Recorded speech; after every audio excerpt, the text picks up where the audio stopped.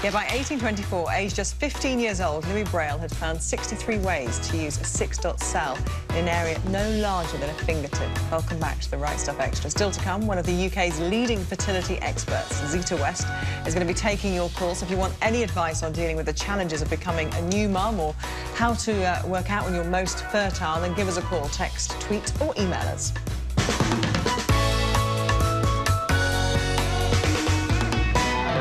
Now, 22-year-old Toby has never let anything stand in the way of adventure.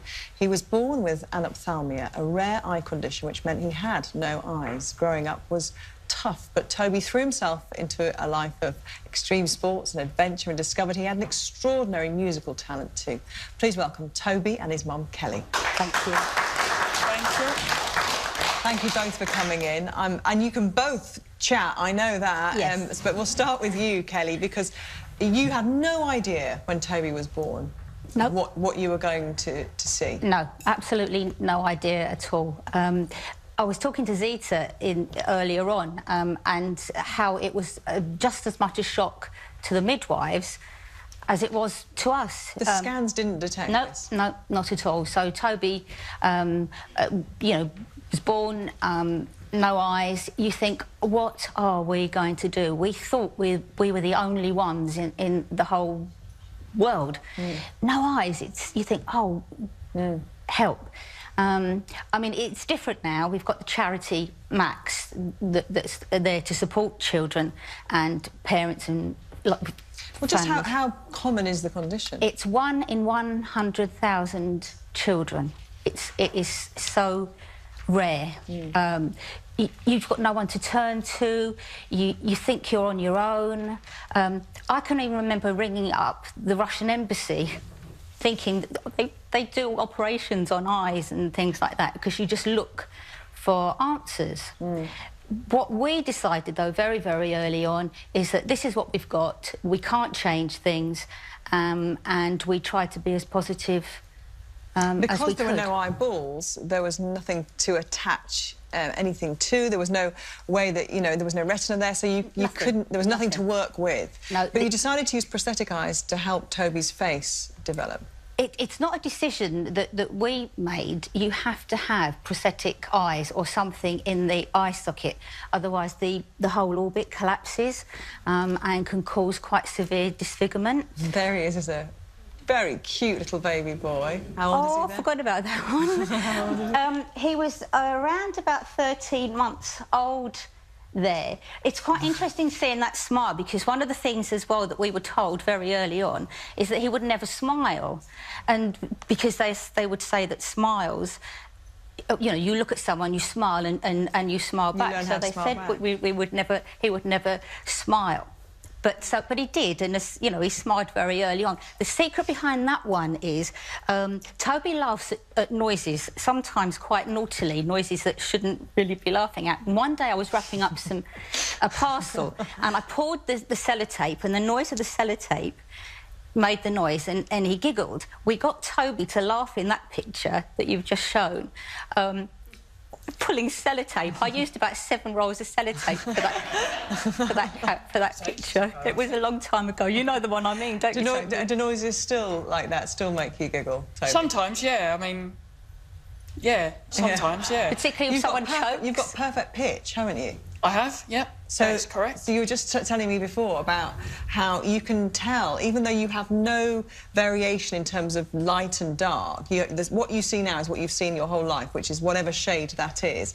But you can tell when you're going under a canopy of trees, for example. I sure can, yeah. I can tell by the echo that I'm under trees, or even driving in the countryside. I can tell when we're up high because of the air difference, and I can even tell if there's going to be a thunderstorm, can't I, Mum, normally? He does, yeah. Well, he tells you it's coming? Yes. Not very good news when you're on holiday.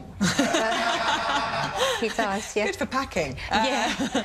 Now, Toby, growing up with no sight, you know, I imagine as a mother you worry so much about your children anyway that you would have great fears that you wouldn't socialise very well. It would be difficult for you to make friends, but that wasn't the case at all, was it? You had lots of pals. I've got some very good friends who... I've got one friend who I met at primary school because I went to mainstream primary school. You went to a normal school? Yeah. Normal school. I did, yes, and I've been friends with him now for about 14 years now, and we still see each other, and he stays round a lot, and yeah, we've had great times, and we still do, so it's... Is he one of your buds when you go off and do all your extreme events then? You're telling me you've been in a wind tunnel? I did that on my own with one of the instructors, because he's not as much of a thrill seeker as you are, unfortunately. But yeah, so I went up to Bedfordshire and did the wind tunnel, because I always wanted to try it out, and it was fascinating. And you love roller coasters? Oh, absolutely. I've done King Dakar in New Jersey, which is like it was the fastest and highest coaster, but I think now Ferrari World has beaten that in Abu Dhabi. You've been to Ferrari World? No. No, or you're going to go there, though, hopefully? At some point, hopefully, yeah. Yeah. And you're brilliant at music. You're a very, very talented musician. Obviously, your perfect pitch helps. You played the piano from quite a young age. How did you learn? How did you teach, or how did they teach you to play the piano, then? Well, I started off by doing music therapy when I was really young.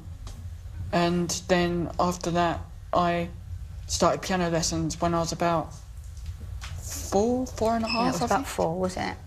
And since then, when I play by ear, I just hear a piece of music from a film, and then I can sort of pick up the tune. Oh, you're so annoying. I've been learning for the last year and I can't even play Greensleeves. I don't know how you do it. That is just such an amazing skill to have. So your senses are so highly tuned then? Yeah, I'd say very highly tuned, yeah. Yeah, and this also lends itself to you being a very good...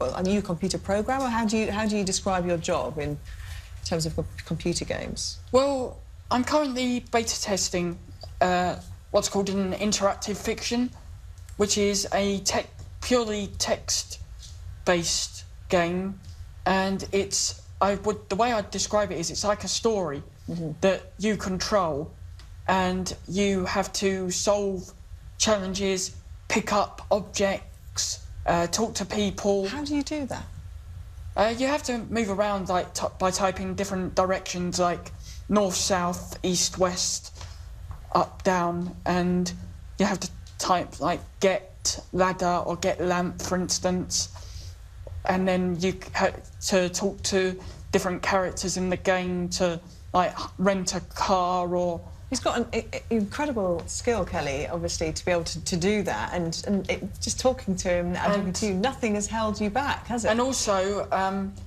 I've now learned...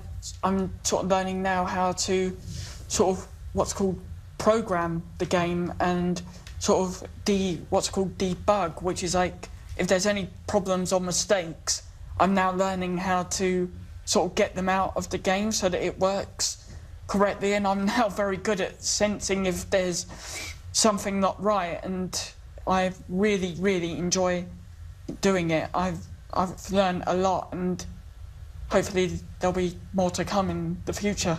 You're incredibly talented. It must be for you from those early days of not knowing what the future held, to hear him talk and to see him living such a full life. We're very, very proud of him. I mean, as I say, when we look back on those days, you just think, you know, what are we going to do? Where are we going to go? But we've always been very positive. My family's always been very positive. My friends have always been very positive. So we haven't allowed anything to stand in Toby's way. I think, you know, that's what we've had to do. We couldn't change anything. I likened it to going, you know, on a journey or planning a holiday, and, you know, you pack your suitcase and a volcano erupts in Iceland and you don't actually get to where you thought you were going to go. You can't change anything. So we decided very early on, from when he was a couple of hours old, that this is what we've got, and we've got to be really, really... Did it change you as a person? Has the experience of living with Toby changed your outlook? I think it has, and living with Toby and working with him, and we've met so many wonderful people. I'm going to be honest, and I know Toby, you know, I've often said it in front of Toby, I'd have Toby seen within, you know, in 2 minutes today, you know, but Toby has never seen And like so he does his brow, and he hasn't known any different. And it's a bit, you know, it's hard because we look at it as if we were going to lose our sight. Toby's never had it. He's never known any different. So he's been positive. He's helped, you know, us to be positive too. So we haven't had a chance to... And how many people do you meet, Toby, who are similar to you, have never seen anything and never had any light and shade, so they don't, you know, they don't even kind of have that image in their heads? Are you able to communicate with them on a different level, do you think? Yeah, I mean, I meet some people who have got the same condition, but a lot of my friends do have sight problems, but they can see a little bit, sort of. So they can see light, or they can see a bit, but I do have a few friends who are totally blind, and... It's quite rare, though, isn't it, Toby? It is rare. Being completely blind very rare. is quite rare. A lot of people who I have met do have a little bit of sight, maybe not a lot, but some sight, whether it's light perception or... seeing far away or something, but it's very rare that you actually... Toby, you're an incredible young man, and all the things that you're doing in your life as well, I think, you know, anybody living a life that full should be applauded, but I'm really so impressed and so delighted that you've come in to share your story today and raise awareness as well of... No worries. ...anophthalmia. And just, and if you know, anyone, you know, is linked to a child that has what we call a MAX condition, you're not alone. You know, we are out there. I know, you're raising it, and you've got your skydive coming up as well. Skydive, At some point, I'm going to go to the wind tunnel one more time to practice, just to get the techniques right and stuff, but then I do want to do it proper. Technique's important with the skydive. I think it is. We're going to put some stuff on the website as well, so if you want to know anything more about Toby's condition or the charity the family has set up, please log on to the website, channel5.com/rightstuffextra. Thank you so much again, Toby and Kelly. Thank you very much. Thank you. After the break, fertility expert